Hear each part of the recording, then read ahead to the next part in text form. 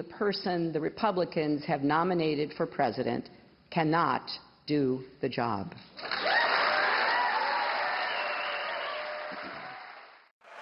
I don't mind having a big, beautiful door in that wall so that people can come into this country legally.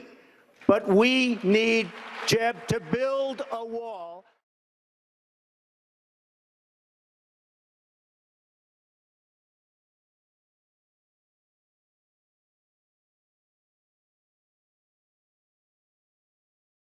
Consultancy at SIMSR is happy to bring to you yet another session of VideoGyaan. In this session, we'll be looking at the US presidential elections and its impact on the Indian economy. In order to have a broader perspective of the picture, we have with us Professor Anusha Ramanathan. So, without much ado, let's get straight into action.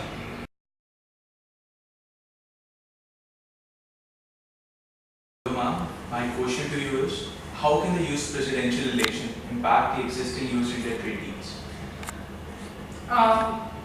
If you really look at the US presidential elections currently, they are anti-India only in the sense of the fact that there is a pro-American sentiment, right? So one of the things that's happening right now is that India is a developing country.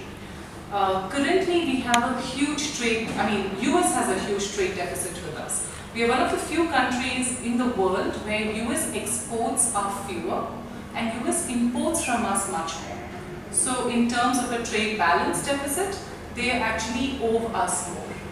Our IT services have grown a lot towards them. We have services in terms of a 400%, not million, but 400% increase from 2003 to 2013.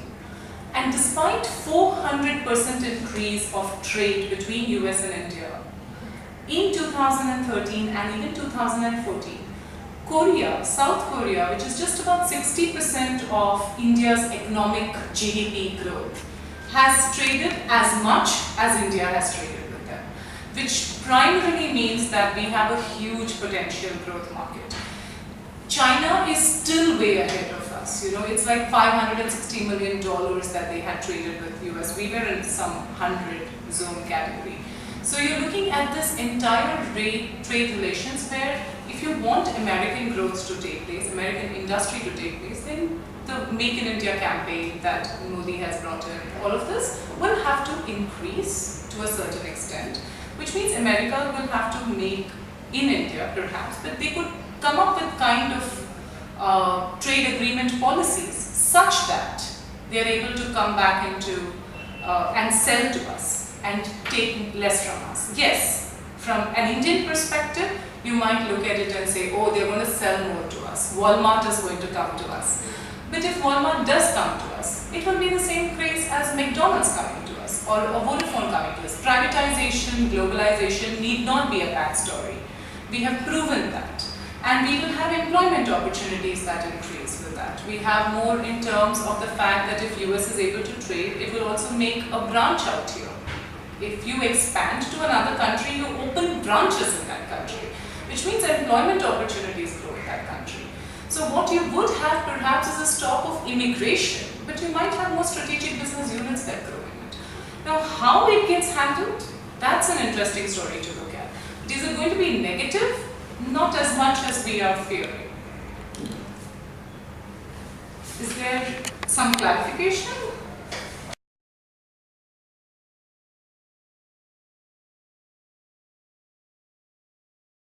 I think that should do it. Ma'am, I have a query on the immigration part what you are talking about. So how can this US presidential election can impact the immigration issue which is long pending with India, and also can you suggest me that or guide me that can this be a comparative advantage over China, because Hillary Clinton and Donald Trump both are vocal against China? They are vocal against China. Immigration policies will look at the fact that we are not a free trade agreement policy with America, which primarily means that any time that we have a trade agreement, we will need to go through certain transactions, and that's one of the reasons why India is not doing so well, that was your question. But the point in immigration is there are two kinds of immigration. One is permanent immigration, which is your green card holder, and they have been considering putting a cap on it, but that bill has not yet gone to the parliament in a sense. They haven't really considered it in the Congress. And they don't want to sort of cap it, because then the great big American dream is kind of challenged by this cap that they bring in. But one interesting aspect is in 2016, the kind of, that was brought up in the Senate was actually the fact that you have immigration policies, which are, interestingly, supposed to be that 86% of H-1B visas are occupied by Indian companies. And that primarily means that India is the largest exporter of H-1B visa immigrants into the country. So it's a soft door entry into the country. That's one of the ways that you get in. And that's one of the things that both your Bernie Sanders, in terms of what your questions were in from the Democratic Party, and the Republican in terms of Trump have both been talking about, and even Clinton to a certain extent agrees, is the fact that H-1B visas are taking away perhaps jobs from the American sector. 3 points there is A, are the Americans qualified to do those jobs? B, the fact that is it cheap enough for companies to do the jobs, because that's another question that comes in. And 3, whether those company jobs are some things that can actually get replaced if, and this is Bernie Sanders' suggestion, that H-1B visa holders be paid more. So you take an H-1B visa, you go into America, you get higher pay, so that the company does not get any benefit out of it. Except there's another problem that's emerged, is that the one thing that the US has done this last year is that they have actually increased the visa fees of H-1B visas. And despite that, companies have sent in a lot of visa applications, because it's still cheaper in the long run. It is still cheaper to do this through the H-1B visa than to pay an American and hire that person. So your in-service immigration process is a problem, H-1B visas. Now, why is it that China might not get benefited as much as India, or why is it that, is there going to be a soft policy on China or India? Both China and India are among the top 5 countries who are the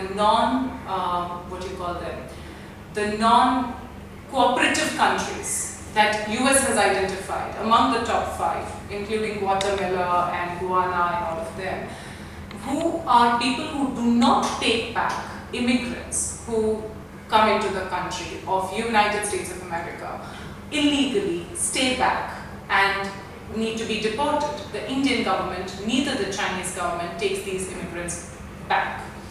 Now, that is irritating a lot of people. By the way, Mexico does not feature among the top 5 countries in this list. And that's an interesting saga, because that if the government can enable to ensure that we will take back more people, if they are illegal, then your entire threat of people who are, the pseudo range of those taxi drivers who might be potential terrorists, because that's what the US is so frightened of. All of that range can get clarified if India takes steps to do that. We're not seeing too many of those steps being taken right now, because we are also looking at, there are not too many illegal Indian immigrants there, but they are the top 5 countries. That's there. They are among the top 5 countries of non-cooperative. The second thing that happens is that H-1B visas are fine. If it stops, say they stop it, how will India benefit even then? Is that there will be a reverse break rate. I mean, people won't go to the US, they will be here, which is great. So you don't flood your MITs and Harvard, you will flood your IIMs and IITs. You do not go in for, business ventures in California. You go in, instead of going to your wonderful IT industries in Google US, you go to Google India, which is good for us. So it's not bad. That's for the IT segment. However, from the US economy perspective, there's a problem, because the maximum number of citizens of education seekers in the US are actually Indians, other than Chinese. So if I stop my visa immigration process for these students, who are also another soft door entry into getting the green card, then their education economy will have problems, because these students are the ones who come into the US without any kind of loans. They are not going to be people who are trading with US economy. They are going to be contributing to the US economy. And so that is a key concern. So it's actually for the US to decide. India, whatever the case, we will get a win-win solution.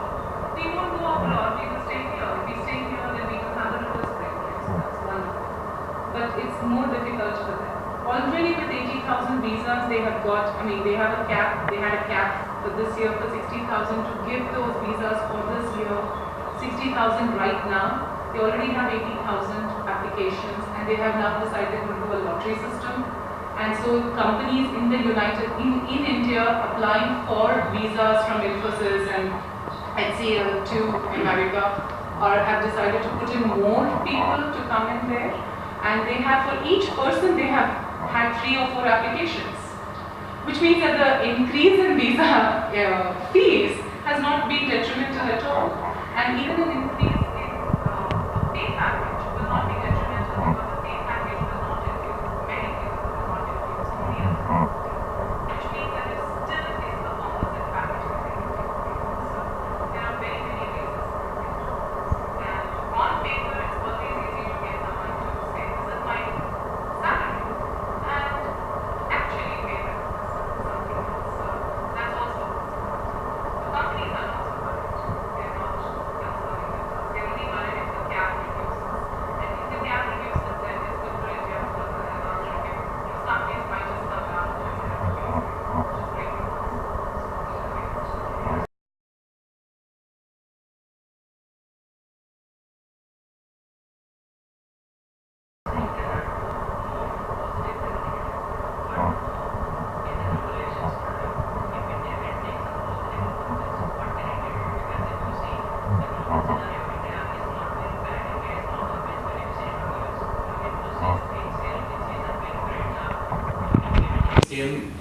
The program in US. So what can India do to improve the scenario?